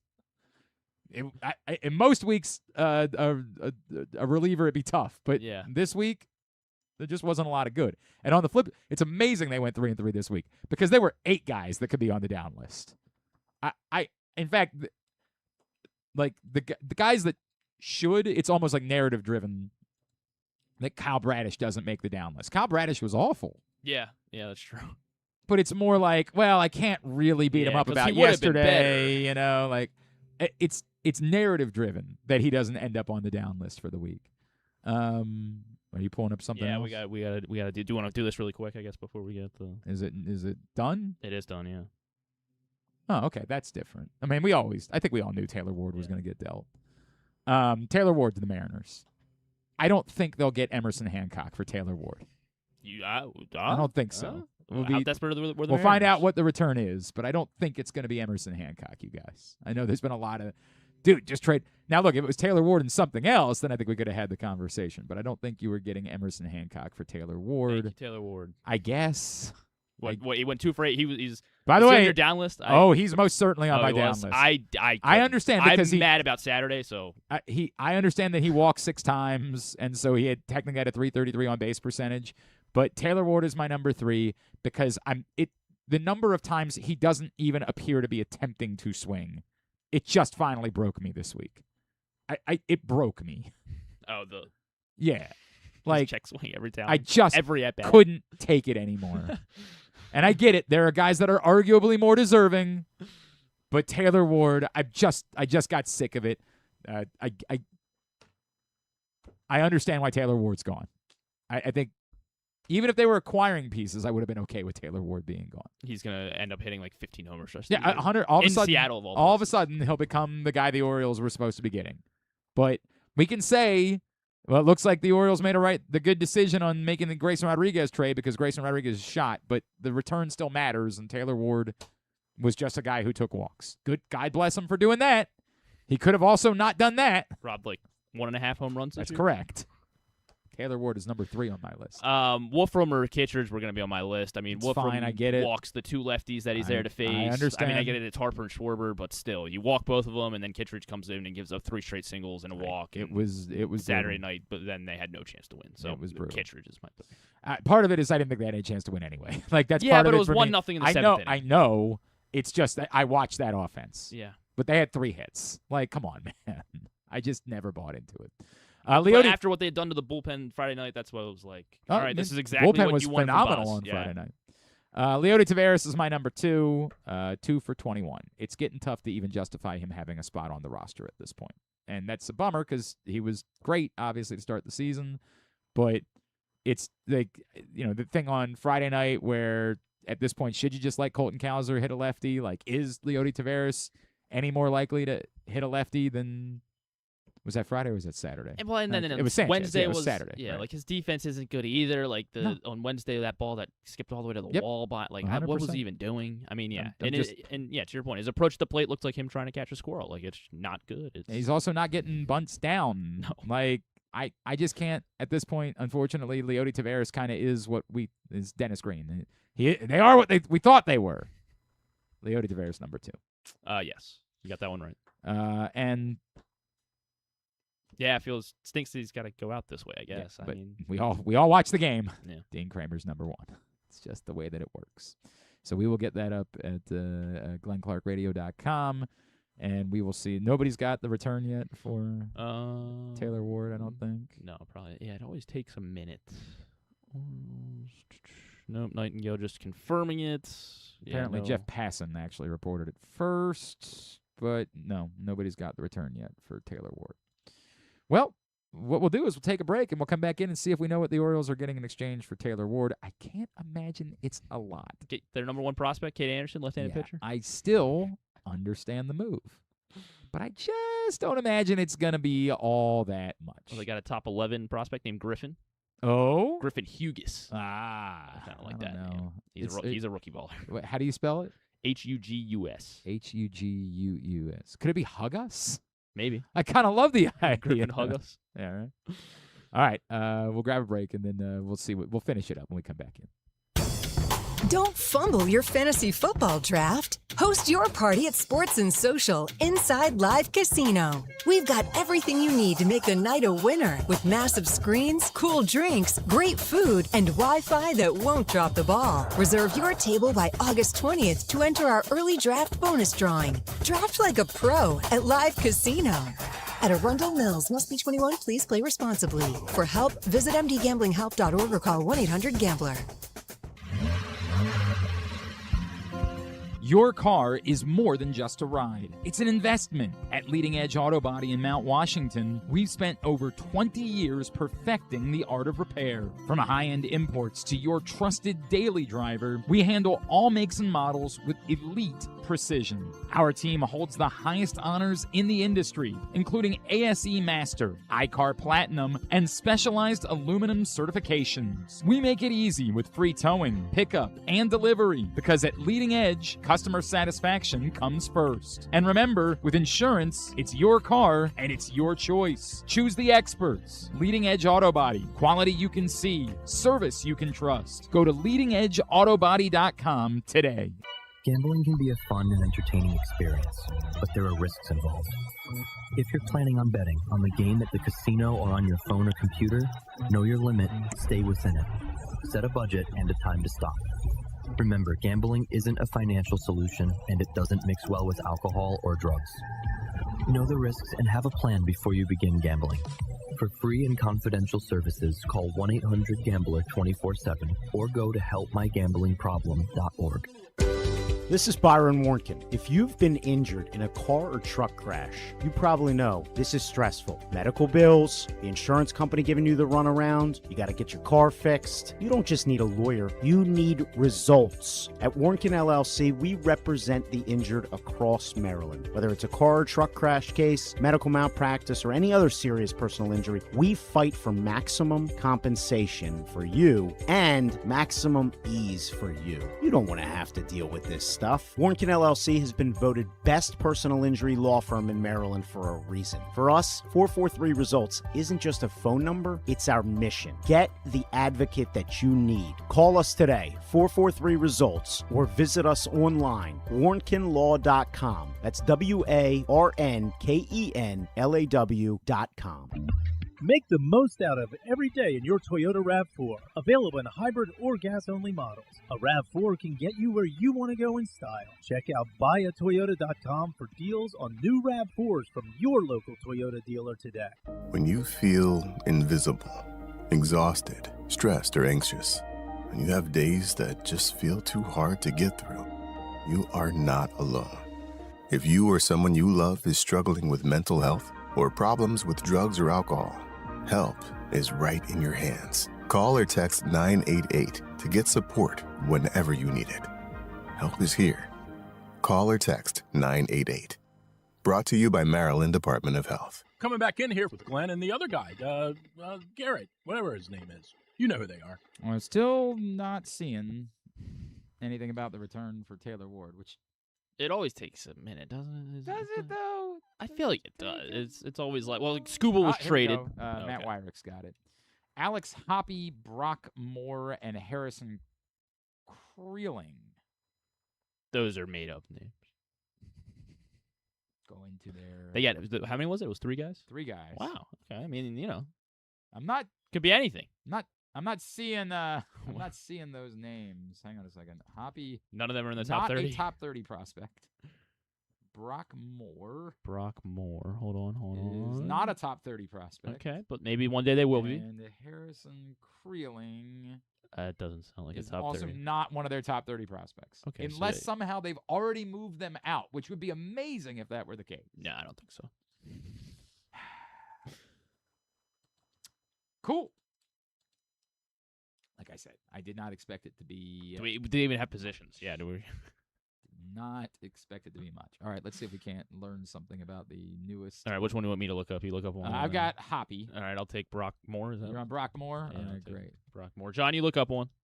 You know why Alex Hoppe isn't on the prospect list? He's a major league reliever. Oh, okay. Well, he's only made 24 appearances, so he could. I think he still would technically be. Although, do they do it by appearances or days? I think they do it by days. Brock Moore looks like he's the same age as me, but he looks like he's like 45. Okay, all right. He's at AA right now. He was drafted in 2024 out of Oregon. Okay. His this year's stats, a 3.72 ERA in 31 games, all out of the bullpen. 38 innings, 67 strikeouts in 38 innings. Okay, so with they're getting some relievers. 1.11 whip. Alex Hoppe at the major league level this year has pitched to a 5.79 ERA. All right, that's in 24 appearances. Would that be the worst in the bullpen? Yeah, it's not great. 34 strikeouts in 28 innings. 1.35 whip. He's allowed 27 hits, 11 walks in 28 innings at the major league level. In his minor league career, the good news is he pitched to a 4.57 ERA and a 1.58 WHIP. So, he's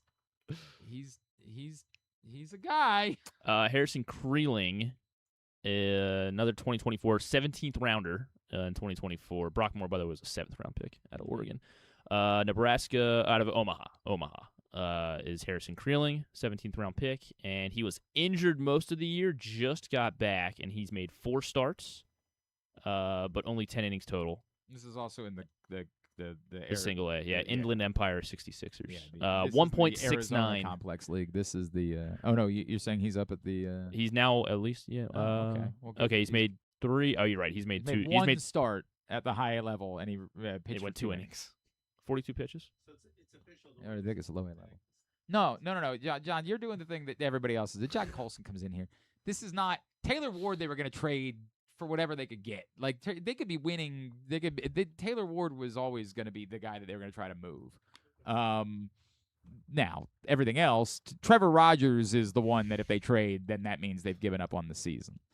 Again, without acquiring, not doing the thing. When we get Jake Bennett for Adley Rutschman, then are we hot and bothered about Jake Bennett? Is that what you're... I mean, he's a lefty who pitches really well, so yeah, he just beat the Dodgers yesterday. He did beat the Dodgers. I mean, I don't think they're going to trade Jake Bennett. I don't think that's going to be the fine, case. Then we'll take Peyton Tolle. Right. I don't think they're going to trade either one. All right, fine. We'll take Ranger Suarez. That's just my gut. My gut is they're not going to be trading those guys. That's not the way it's going to work. Fine. We'll take Roman Anthony and Jake Bennett. All right, you know what? Done. You got it. Roman Anthony's proven to be too much work anyway for him, so yeah. God, man. I'm supposed to go down to Mike Loxley's thing tonight. and I got to go do it. Like, I was going to go do like a flyby at the Mike Loxley event and then go. But like, it's like sucking the life out of me. You know what I mean? I'm like, I got to talk about this for 3 more hours tonight. Oh, God. I don't really some new info to talk. Yeah, about. I don't really. Yeah, we're gonna really dive in on the pieces they got back for Taylor Ward. We'll see what happens. We are like at this point trying to hold out to see if like the Rutschman deal happens before we go off the air. But I only have so much more to discuss. I don't have a lot more in me to fill the void to see if it buys us time to have Adley Rutschman traded. Does it matter that they've made 2 trades and both have been to teams? What, a game ahead of them? Ahead of them in the standings? Is that? No. Okay.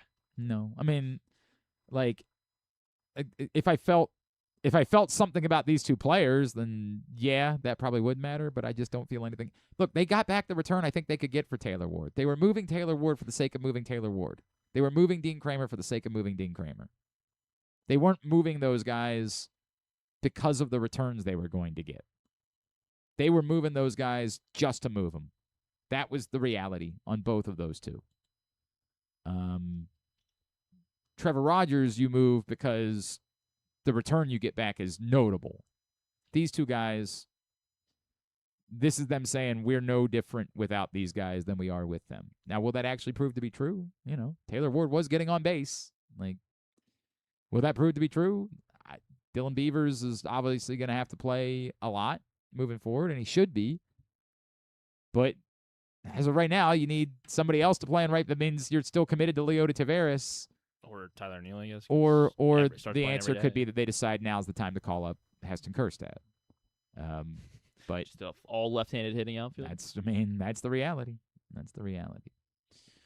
All right. Well, neato, gang. Neat-o. You want to do a tidbit? Yeah. You have something else that you wanted to share? I don't know, share a picture of Nandi Madubuike, I guess. But his neck thing? Okay. But I guess we don't need to do that. I don't, whatever. You can show it to me, and I'll decide if it's worth everybody else seeing. Who's got it? There's Craig Albernaz at practice. Craig Albernaz at practice. There you go. Boom. Okay, yeah, that's not. That's worth it? Okay.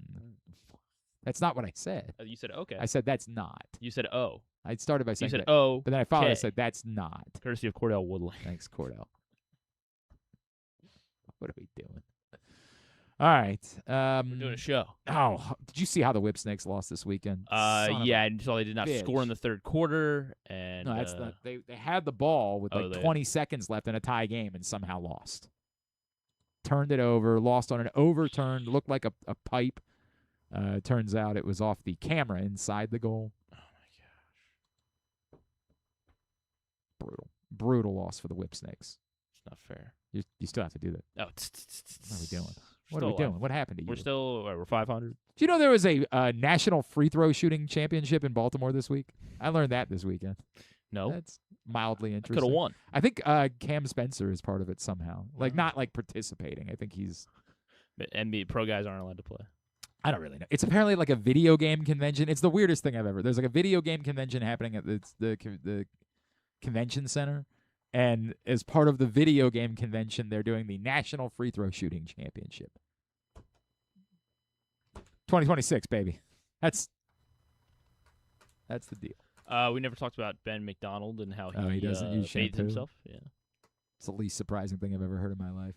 It's funny because I was actually having a conversation with a buddy of mine. We were both dropping our kids off at camp yesterday, and we were having a conversation about how my older son did not use his washcloth last week. Like my wife was pulling things out of the bag, and she was like, "This is bone dry," and he was like, "Yeah, who uses a washcloth?" And my wife and I have actually had this. I just put the soap on my body. Or the body wash. That's what I do.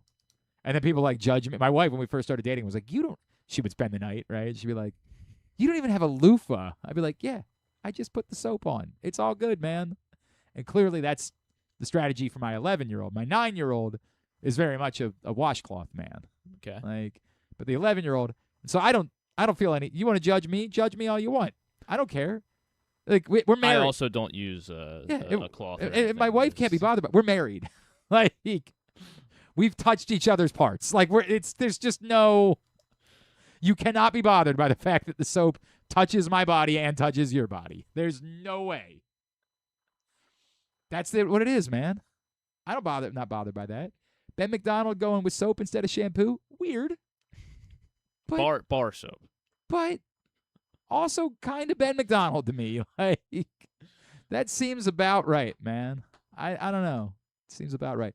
A lot of Orioles fans bothered by how much shtick was on the broadcast yesterday when the Orioles were getting their asses kicked and it was pouring down rain and like they're dropping another. I get it. I do understand that like you feel like the broadcast doesn't match the feelings that you have. I've always appreciated lighthearted broadcasts, but I don't know. There's maybe something to be said for like, hey, read the room, and we're not having fun right now, and we don't love the fact that when we're not having fun, you guys are having fun. I guess the flip side argument is the baseball's not fun, but we still want you to watch, so maybe we need to have... I don't know what to make of that. It's also one thing if you're... like last year around this time, when you know you're out of it, when it's... Then maybe it's easier to stomach some of that. That it might be more difficult to stomach because you feel like this game is important and they're just getting their asses handed to them. You want me to straight shoot? I did not like the boxing thing last week. Griffin heard it. When I first heard that bell, I audibly sighed. And not because I don't like the silliness, because I didn't think that was fair to Trevor Rogers. Trevor Rogers is not Tarek Skubal. Pretending like he's Tarek Skubal is weird. We all know Trevor Rogers isn't Tarek Skubal. I think you were setting yourself up for... Now, look, ultimately they won the game.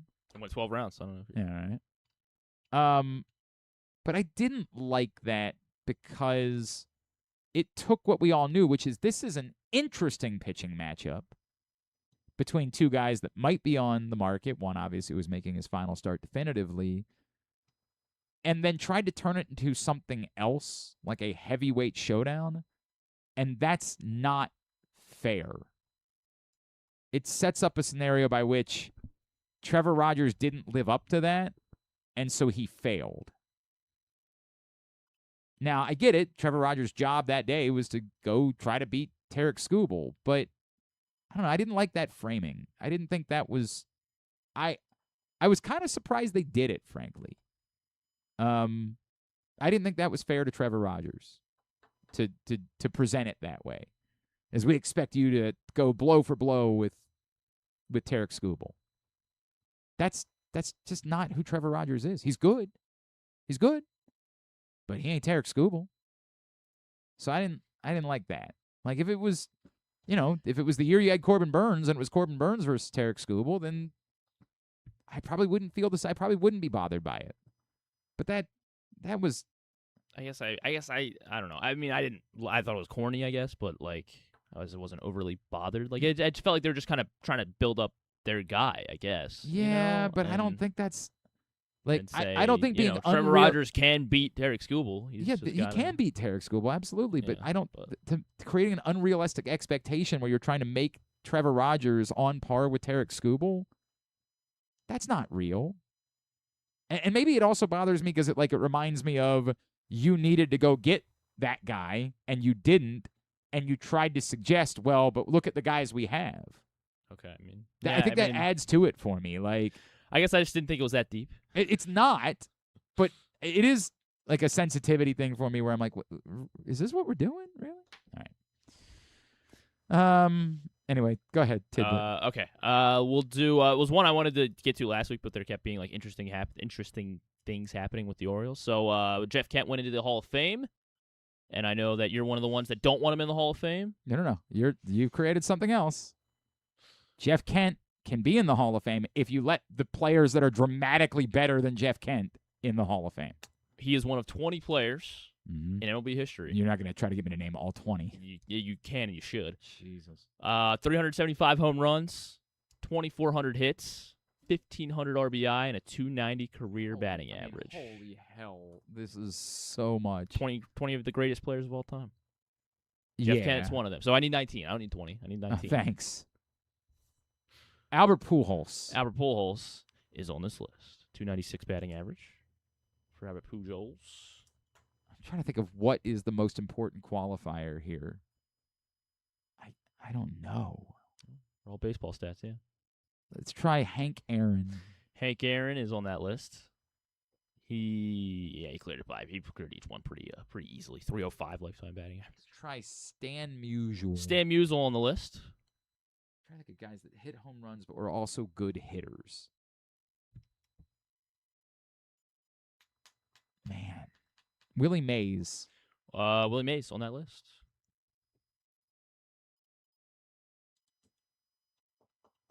A-Rod. A-Rod on that list. Not a Hall of Famer, though. So it's not about being a Hall of Famer. It's about hit home runs, but we're also good hitters. That's what I'm trying to come up with here. Like Ichiro, I don't think got the 375 home runs. I don't think he'll be on this list. No. Dave Winfield. No Dave Winfield. Didn't hit enough home runs. Let's see.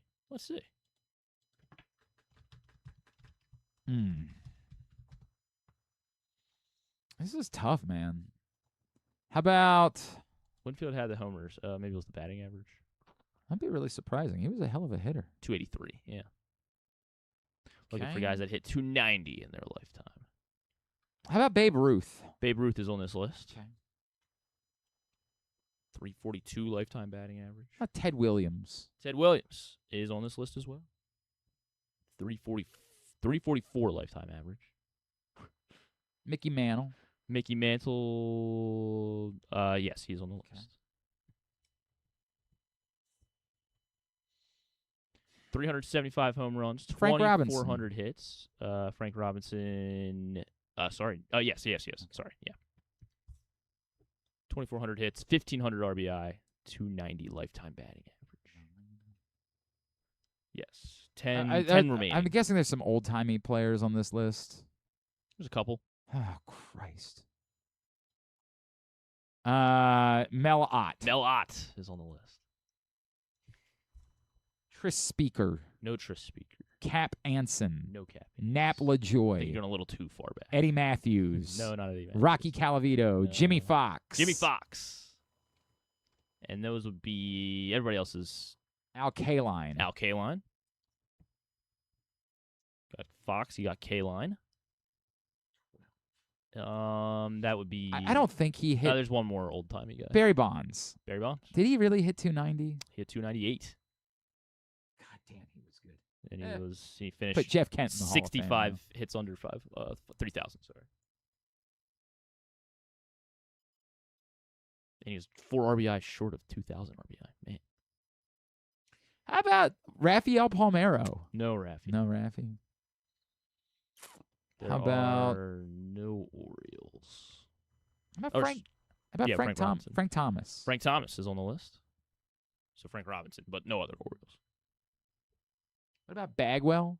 No Bagwell. Chipper Jones? Chipper Jones is on the list.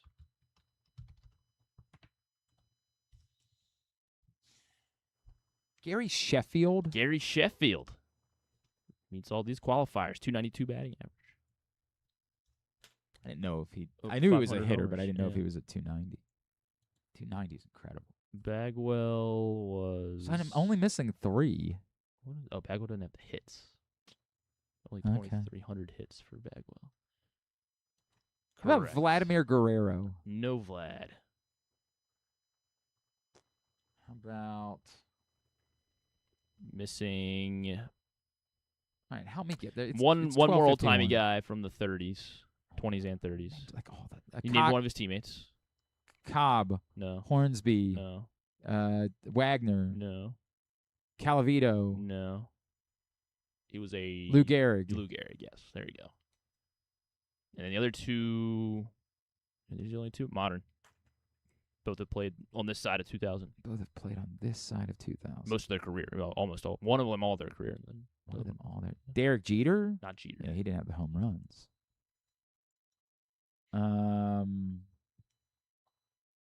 Played there. Miguel Cabrera. Miguel Cabrera is on this list. 306. Over 500 homers, over 3,000 hits. And the other one is Ken Griffey. No, not Ken Griffey. The other one is... you said it's not an Oriole, so it's not Eddie Murray. Give me something. An AL East guy.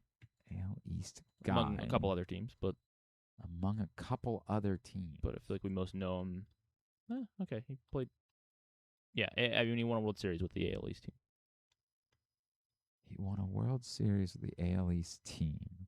Is it Molitor? No. Won a World Series with an AL East team. Started with an AL Central team in the 90s, and then came over to the East in the 2000s. And Started with an AL Central team. Came over to the AL East in the 2000s. David Ortiz. Not David Ortiz. You're right there, though, basically. Manny Ramirez. I don't think of him as an average hitter, but 312. Yeah. There you go. You got it. I mean, and Jeff Kent. Yeah, Jeff Kent. So, no doubt. One of the greatest, maybe one of the That's 20 great 20 point. greatest Great players point, of all time. Griffin. Great point. All right, let's get tubular. Have you ever thought of taking a cruise to these wonderful destinations with sunny skies and beautiful beaches? Well, wait no longer. We're ready for you to cruise from the Cruise Maryland Terminal. Have a little phrase that you can go from baggage to margarita in about 15 minutes. Choose fun with an array of destinations, onboard activities, entertainment, and world-class cuisine. Contact your travel agent and book your cruise today. Let your adventure begin. And only one of those players has met all those qualifiers and been on a season of Survivor. There you go. That's the difference maker. Truth be told, nothing. The deadline. That's what's coming up today. And again, I will be with you from 8 to 11 on WBAL Radio, reacting to what the Orioles have already done and what they still might do between now and 6 o'clock. The finals of they got rained out in D.C. yesterday for the tennis, so they moved the finals to today on Tennis Channel. They're playing right now, right? They are. Hang on a second. Pagula and she was somebody. up a set on Yala. Oh, Yala's forced a decisive third. I can't sign into my Tennis Channel though. Who do we call? I don't know what to do about that. I got a bigger issue that I'm dealing with. I was trying to turn it on yesterday and I couldn't get it turned on. I got a bigger problem that I got to deal with there.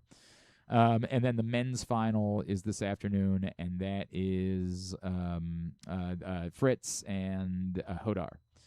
So that's a pretty good one, actually, down in D.C. There's some baseball games, GlennClarkRadio.com. You can find them there. And, of course, the Raw after SummerSlam. Oh, of course. I know you've got a lot to say. Yeah. I didn't pay attention. No? No. Kevin Owens is back, baby. I wanted to watch with you. That was the new number one contender. I got stuff to do. Futurama season 14. Okay. On Hulu. Okay. Yeah. That's it. Great American Baking Show Celebrity Summer on the Roku channel. God. Taron Killam's going to be on it. Jay Farrow. All right. The former SNL cast members that don't really have anything else to do. Yeah, and then other names I don't know who they are. Okay. Michelle Buteau. Oh, you know what? I saw. She's funny. I like Michelle Buteau. Okay. I went and saw Nikki Glazer last night at the Live Casino and Hotel. Had a great time. Stopped into Sports and Social for some food beforehand, and then went and checked out Nikki Glazer at the Hall. Awesome. She was hilarious. She did a whole part of her set was just like a Baltimore roast. It was pretty good. It's pretty good. They said the only place you can find Old Bay flavored Narcan. That was not bad. She was good. She's great. Who doesn't love Nikki Trashing Glazer? our city? I love the fact that she was focused on Baltimore despite the show being at Arundel Mills. Like, I appreciate that she was very Baltimore centric. But she was awesome. God bless her. Had a great time. The Hall's awesome. White Sox get their outfielder. They're getting Brenton Doyle from the Rockies. So Mickey Moniak still available? Yeah. All right. It would be. All right. Thanks to Ryan Ripken.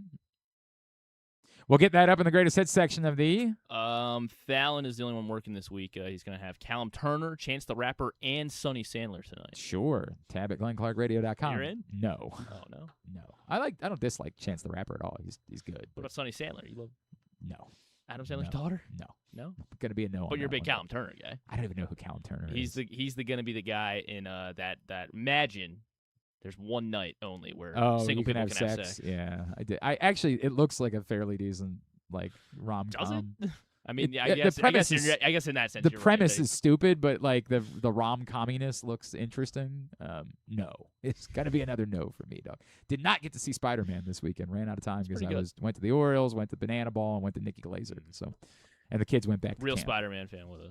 I know. Oh, but now I'm not allowed to see it without them. Like, I got to wait till next weekend to see it with them. It's very. Just take them annoying. tonight. Take them. Okay, not tonight. Tomorrow. Yeah, they're at camp. I can't. Oh, how long's camp? It's all week. I thought they were at camp last week. They're doing 2 weeks of camp, Oh, dog. wow. Okay. Yeah, I can't go until Saturday. Congratulations. Yeah, I guess. Well, getting them out. Yeah. Now I've got to go do the trade deadline show. Thanks, everybody at PressBox. All of our great sponsor. Oh, tomorrow anything? Oh, Buck's joining us tomorrow. Buck's See if join he us. thinks the Dodgers have ruined baseball. Yeah, React to whatever it is the Orioles do.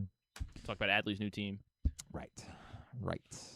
Thanks to everybody at PressBox, all of our great sponsors and partners. Live Casino and Hotel, the Baltimore Orioles, the Costas Inn, your Baltimore area highest dairy stores, Leading Edge Auto Body, Warnken Law, 1-800-GAMBLER, HelpMyGamblingProblem.org, Cruise Maryland, CountySports.zone, the Maryland Department of Health, your local Toyota dealer, buyatoyota.com. Thanks to Griffin at Griffin_Bass. Follow us, Twitter, Instagram, and TikTok at Glenn Clark Radio. Have a great Monday evening. Go Trades. Go front office. Duke sucks.